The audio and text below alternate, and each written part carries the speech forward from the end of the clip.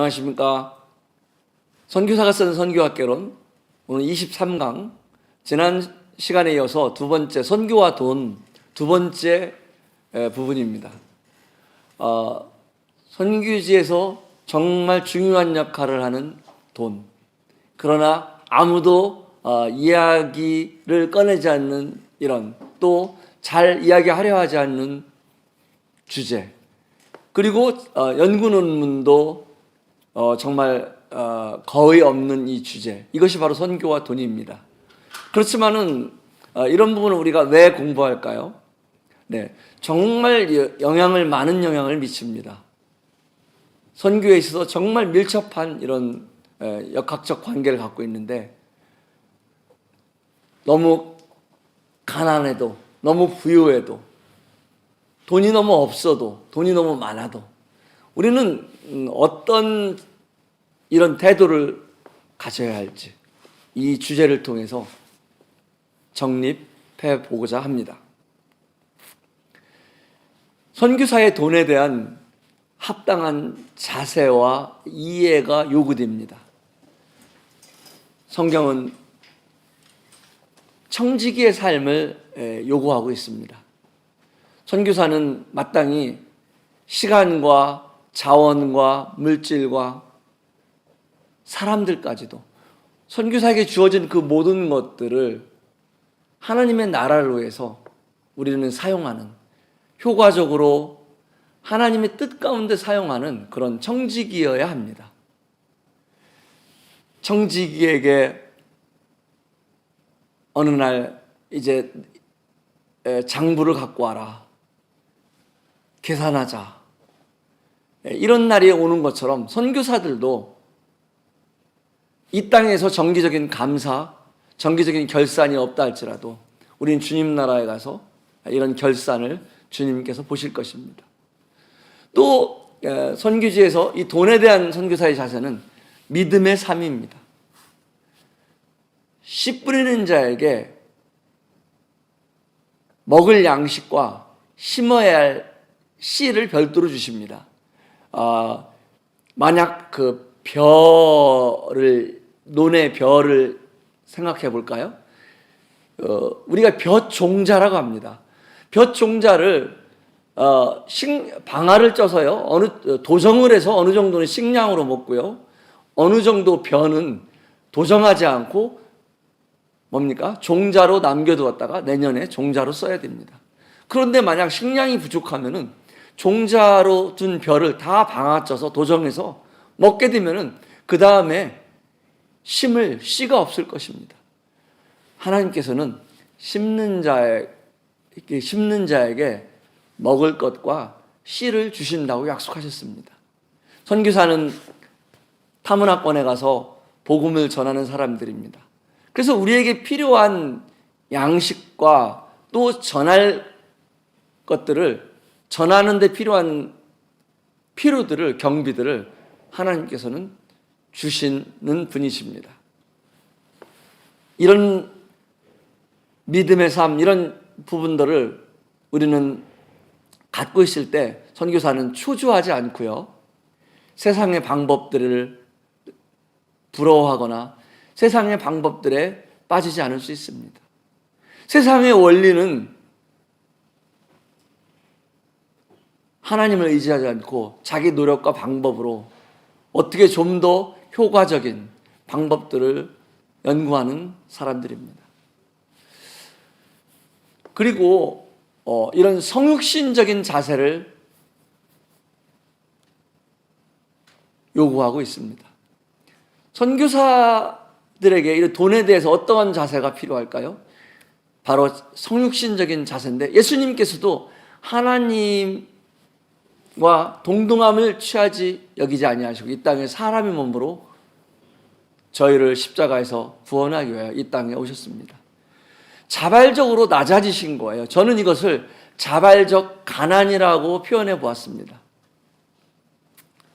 그리고 예수님은 이 땅에 오셔서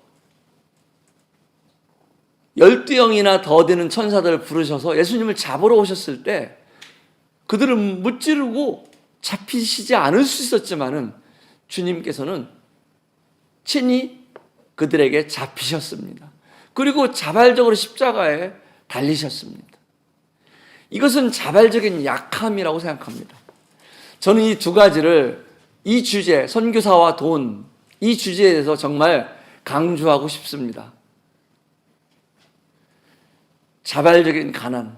선교사는 아무리 낮춰도요, 현지인들보다 부자입니다.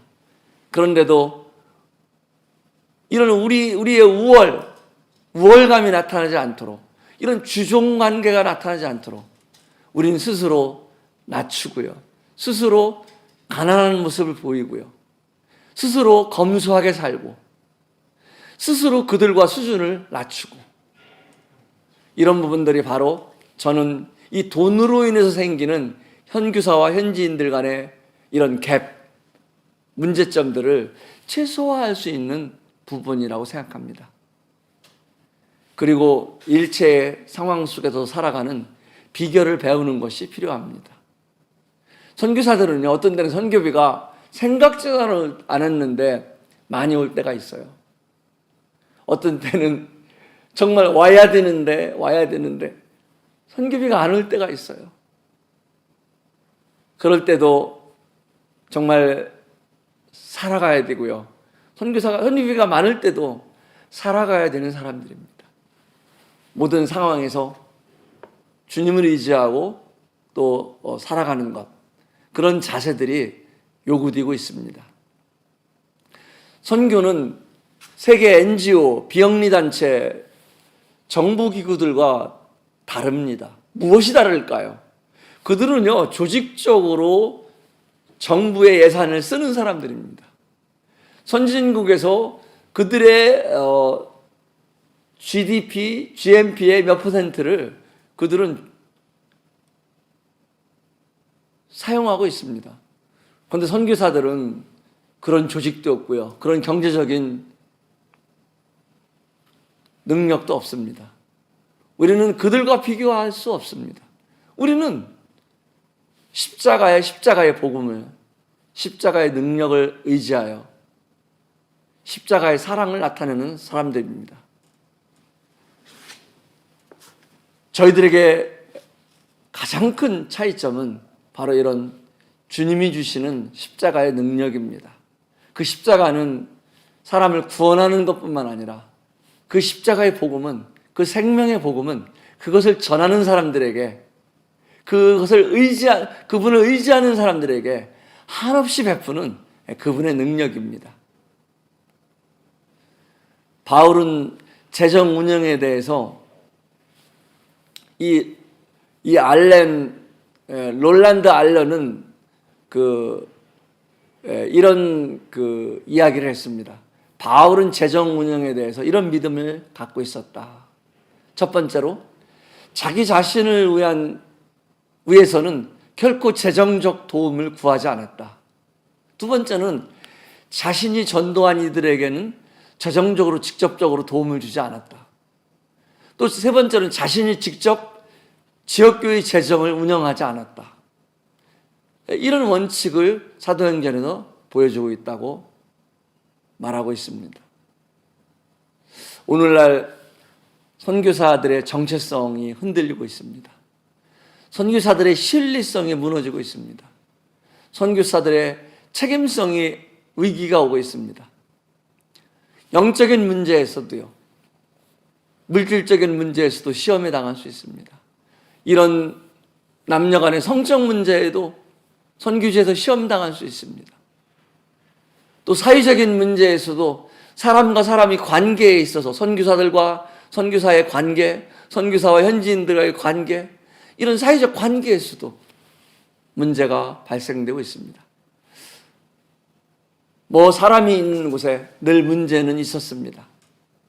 그러나 선교사들은 정말 하나님 나라를 확장하는 아주 소중한 이런 사명을 맡은 사람들입니다.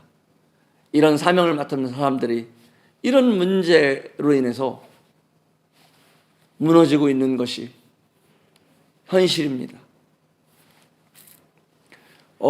침신대 이현모 선교학 교수님은 이 선교사의 책무를 말하고 있습니다.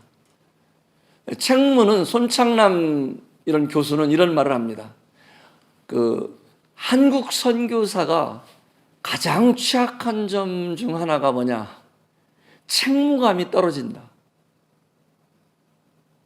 그럼 정말 열심히 희생적으로 헌신하고요, 개척하는 일은 잘하는데 책임을 감당하는 이런 책무감이 너무 낮다, 이런 지적을 하고 있습니다. 이 책무라는 것은 자신의 업무를 누군가에 보고하는 책임을 말합니다. 그래서 선교사의 책무에는 이현무 교수는 이런 이야기를 합니다. 재정적 책무가 있다. 두 번째는 사역적 책무가 있다. 세 번째로는 윤리적 책무가 있다. 내가 알아서 나 혼자만 아는 것이 아니라는 것이죠. 정말 어떻게 이 장부를 잘 재정 정리를 해나가고 영수증치를 해나가고 사역에 있어서도 어떻게 더 객관성을 확보해 나가고 내 생각으로만 잘 되고 있어, 잘하고 있어, 아무 문제 없어가 아니라 객관적인 평가로 이 사역에 문제는 없는지, 또 윤리적으로 문제는 없는지, 도덕적으로 문제는 없는지, 이런 부분들을 스스로 평가하고 필요한 부분에 파송교회라든가 이런 교회들과 함께 나누는 부분, 공유하는 부분, 이런 부분들이 선교사의 책무입니다. 그런데 선교지에서 선교사들이 대부분 이 세 가지 부분들이 비밀로 유지되고 있다는 것입니다. 개인적으로 관리되고 있다는 것입니다. 그렇기 때문에 우리는 아까 그런 슬라이드에서 본 것처럼 이런 영적 문제, 물질적 문제, 성적 문제, 이성의 문제, 사회적 문제에 선교사들이 간증이 실추되어 가고 있는 안타까운 상황이 벌어지고 있는 것입니다. 이런 우리가 지금 선교사와 돈에 대해서 공부하고 있습니다. 선교비가 이렇게 고국에서 여러 다른 나라에서 선교비가 올 때요, 할 수만 있으면은 선교비는 사역비와 생활비로 구분하는 것이 좋습니다. 사실은 많은 그런 선교사들에게 보내지는 헌금이 사역비와 생활비가 구분되어지고 있지 않습니다. 그런데 구분되어야 하는 이유가 뭐냐면은 사역비에 대해서는 재정 보고의 원칙이 있습니다. 사역비는 공금입니다. 선교사의 임의로 사용해서는 안 되는 거예요. 그리고 사역비는 정확한 사용 내역과 근거와 사용 증빙들이 보고되어야 합니다. 그러나 생활비는 선교사가 임의로 사용할 수 있는 부분들입니다.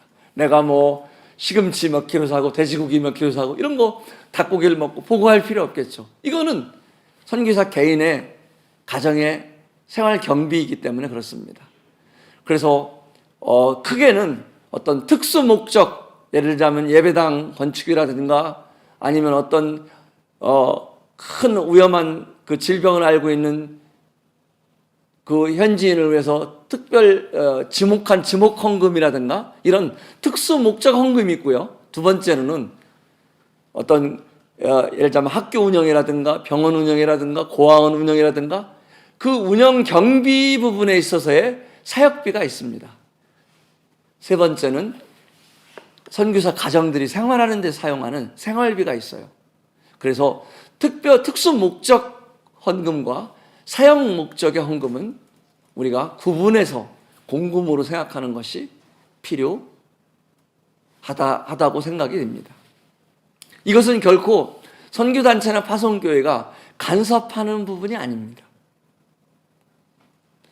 또한 이 주제에 있어 저희들이 꼭 생각해 보아야 할 부분이 선교지의 재산권 확보에 대한 부분입니다.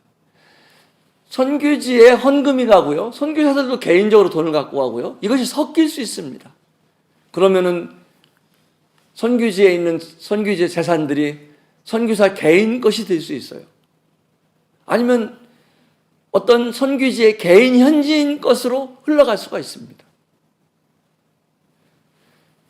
그래서 이런 부분들은 분명히 처음 자금 투자될 때부터 분명한 재정 보고가 되어야 합니다. 지분의 처리가 분명히 되어야 되고요. 그에 대한 책임도 어떤 계약서를 통해서 증빙이 구비가 되어야 합니다. 그리고 파송교회나 선교단체로부터 승인을 맡아놓는 것이 중요합니다. 그렇지 않으면 선교가 다 끝났을 때 헌금 부분이 선교사 개인 자산이 될 수 있고, 아니면은 그 헌금으로 운영되던 그런 선교지의 자산들이 선교지 어떤 한 개인한테 넘어갈 수가 있는 것입니다. 그래서 선교지의 자산은 선교부의 공적 재산으로 등록되는 것이 필요합니다. 그런데 여러 선교지에서 교회명으로, 공동 교회명으로 재산 등록을 허락 안 하는 나라들도 있습니다. 네팔도 그 중에 하나입니다.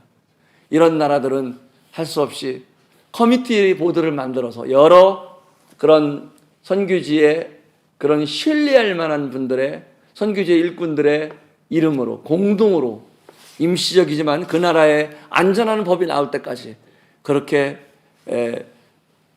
서라도 안전을 확보해 나가는 것이 필요합니다. 여러 명으로 이렇게 공동 커미티 이름으로 해서 그런 재산권을 등기해서 확보해 놓고, 또 필요한 그런 각서라든가 이런 서류들을 만들어 놓는 것이죠. 훗날 이 재산 문제로 어떤 분쟁이 일어나지 않도록 하기 위한 부분입니다. 선교지 예배당에 관련해서도 참 양면성이 있습니다. 선교지 예배당을 왜 건축해 주냐, 선교지에서 알아서 할 일이지, 이런 부분도 상당히 일리 있는 이야기입니다. 저는 실내로 어떤 중국에 다녀왔는데, 중국의 많은 예배당들이 한국 교회들이 초기에 한 20년 전에 15년 전에 많이 그 헌금을 보냈다고 그래요. 그런데 그 대부분 중국의 예배당들이 지금은 비료 창고라든가 그들의 창고로 활용되고 있대요. 물론 그것은 정치적인 부분, 사회적인 부분, 중국 정부의 법 때문에 그런 영향을 준 것도 있지만은 안타깝죠. 과연 중국 같은 나라에 그런 많은 인원들이 모일 수 있는 예배당이 필요할까? 이런 부분들은 생각해 볼 필요가 있습니다. 그리고 선교지에서 이제 막 교회를 시작했는데 예배당을 이렇게 헌신해서, 그 헌신은 너무 소중하지만은 헌신해서 너무 조기에 예배당을 건축해 주면은 무슨 쓸모가 있을까요? 그리고 그런 예배당을 외국에서 잘 지어준, 한국에서 잘 지어준 훌륭한 예배당을 동네 사람들이 보면서 지나가면서 이야기할 수 있습니다. 저거 한국에서 지어준 거래. 한국 사람들이 이렇게 기독교를 갖고 와서 예배당도 세우고 난리가 아니야. 더 오히려 부정적인 이미지를 심어줄 수 있는 거예요. 그럼에도 불구하고 선교지의 예배당을 위해서 기도해야 할 필요가 있습니다. 왜 그럴까요?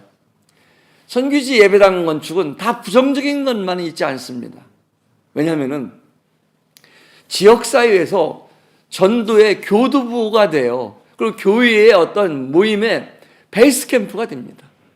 이 예배당 건물이 없으면 계속 그 장소를 빌렸으면요, 네팔 같은 경우도 그래요. 교회한테는 예배당 건물을 건물주들이 임대해 주려고 안 씁니다. 그래서 자기 건물이 정말 필요합니다. 그리고 자기 예배당을 갖고 있을 때 그들이 놀랍게 주인의식을 갖게 돼요. 정말 놀랍더라고요. 그래서 예배당이 저는 필요성이 있다고 봅니다. 그런데도 그런 예배당을 방법적으로 너무 지나치게 예배당을 먼저 져주거나 초기에 지어주거나 아니면 너무 헌금으로만 예배당을 짓거나 이런 것들은 상당히 큰 폐단을 일으킬 수 있다는 것입니다. 그러기에 할 수만 있으면은 예배당 건축 시에는 예배당 건축을 헌금으로 지원할 때는 초기에는 이 일을 지역교회 성도들이 자체적으로 힘을 합쳐 기도하고 헌신해서 그들이 시작하게 하라는 겁니다. 그 이후에 그들이 힘으로 아무리 노력해도 그 땅값과 건축비가 부족해서 하기 때문에 그때 한국에서 오는 헌금을 통해서 도와준다면 저는 너무 좋다고 생각합니다. 현지 성도들의 거의 모든 성도들의 정말 힘을 다하여 하는 헌신, 그 위에 부족한 부분을 채워주는 헌금, 이런 것들이 굉장히 이상적이라고 말할 수 있습니다. 또한 예배당 건물도 너무 한국식으로 짓는 것이 아니라 현대식 서구식 건물보다는 현지의 건축 양식에 맞는 그런 예배당을 짓는 것이 필요하겠죠. 편의시설도 현지식으로 하는 게 필요하겠죠. 어느 시골에 예배당에 다 수세식으로 변기에 비대는 아니지만 변기를 안 치고요. 좌변기를 놓고 이렇게 선교사가 했다고 합니다. 그런데 그 나라는 이렇게 화장지를 쓰는 문화가 아니고 손으로 쓰는 문화, 손으로 화장실을 일을 보고 화장실에서 일을 보고 청소하는 문화예요. 그 좌변기가 맞겠습니까? 그러니까 선교사가 돌아간 다음에 오프닝 세러머니를 하고 그 좌변기를 뜯는 그런 웃지 못할 사례가 발생할 수도 있는 것입니다. 비록 헌금으로 도와줬다 할지라도 그 예배당 건물은 현지인들의 이 주님이 주신 그들의 운영위원회, 건축위원회, 운영위원회 그들의 결정을 통해서 결정되도록 하는 것이 필요합니다. 현지인 전심 사역자들에 대한 후원도 선교사가 어떻게 돈을 사용하느냐의 실행적인 부분에서 아주 중요한 부분입니다. 선교사가 초기에 전도를 해서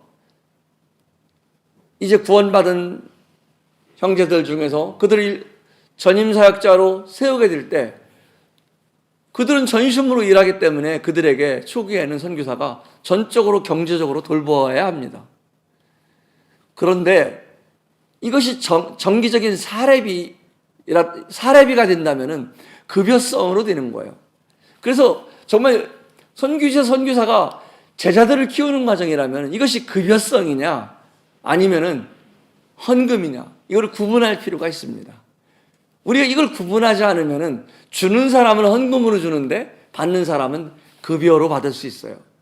그래서 할 수만 있으면은 선교사가 직접 주는 것보다는 교회를 통해서 공급하는 것도 좋은 방법이라 말할 수 있겠습니다. 그래서 이런 사역자 지목 헌금으로 교회를 통해서 주면은 더 안전할 수 있겠죠. 그리고 어떤 개인적으로 할 때도 좀 무기명으로 하면은 아까 얘기했던 선교사와 현지의 일꾼들과 주종 관계가 생기지 않겠죠. 돈은 힘이 있습니다. 돈을 주는 사람은 기쁘고요. 돈을 받는 사람은 신세를 지게 되는 겁니다. 돈을 받는 사람은 돈을 준 사람에 대해서 신세를 지게 되는 거예요. 돈은 힘이 있기 때문에. 그래서 할 수만 있으면 이런 또 무기명으로 하는 것도 좋습니다.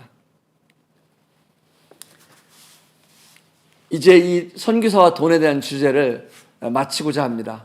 이제 정리하는 마지막 부분인데 필파샬이라는 선교학자가 방글라데시에서 이런 경험을 했다고 합니다. 처음에 필파샬이 방글라데시의 수도 다카에서 사무실 직원 한 10명을 데리고 통신학교의 사장으로 있을 때 일하면서 많은 구호사에게 참여했다고 합니다. 그랬더니 그때 사람들이 이 영어의 BIP에 해당하는 방글라데시 이 말로 보루사입이라는 말로 이 필파샬한테 보루사입이라고 했답니다. 곧 BIP라고 불렀다고 합니다. 그 말은 좋은 것을 공급하는 힘 있는 사람이란 뜻이에요. 필파샬이. 그런데 몇 년 후에 아내와 함께 수도를 떠나서 다카에서 멀은 작은 마을에 살면서 셋집에서 가난하게 산 때가 있었대요. 그때 아주 작은 마을에서 가난한 셋집에서 살 때는 사람들이 필파샬한테 브아이, 즉 형제라고 불렀다고 합니다. 어떤 의미가 있습니까?